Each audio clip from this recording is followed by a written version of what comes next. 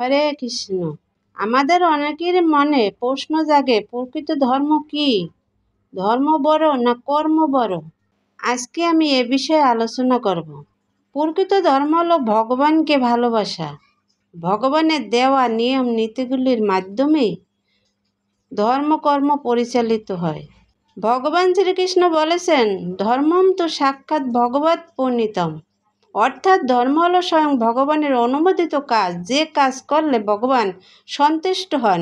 আর কর্ম বলতে কোনো কিছু করাকে বোঝায়, তবে ভগবানের অনুমোদিত ছাড়া কোনো কাজ করা আমাদের উচিত নয়।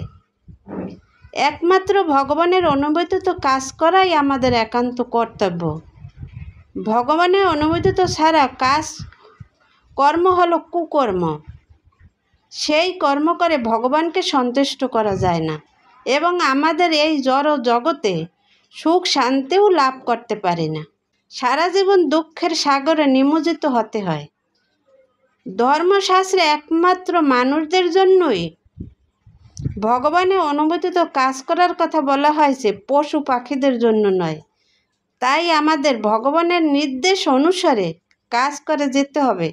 কর্মহীন ধর্ম অথবা ধর্মহীন কর্ম, এই দুটির কোনোটিরই মূল্য নেই।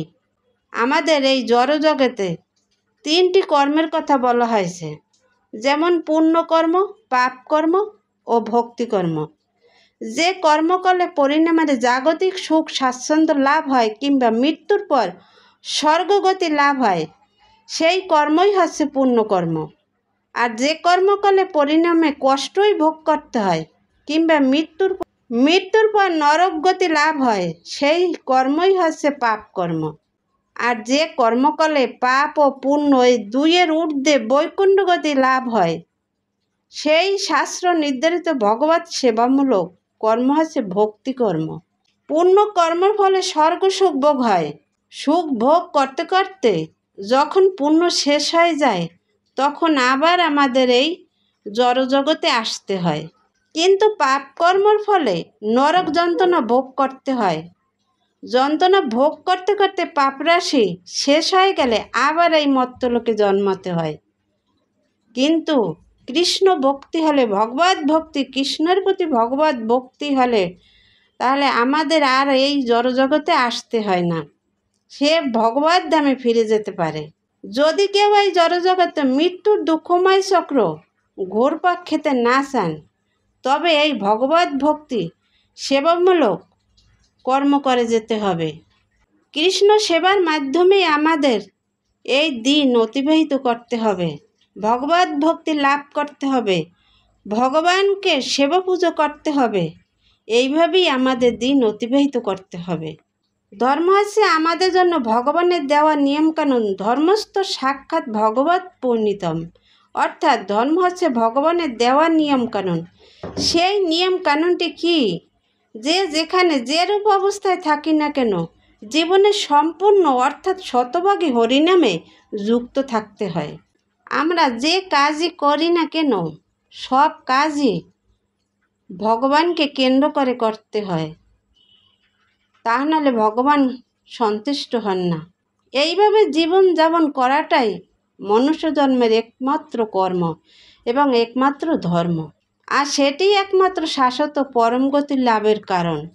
শ্রীমদ্ ভগবদ্গীতায় ভগবান শ্রীকৃষ্ণ বলেছেন, যজ্ঞার্থাৎ কর্মণ অন্যত্র লোক অয়ম কর্ম বন্ধন তদ অর্থম কর্ম কন্তেয় যুক্ত সঙ্গ সমাচর।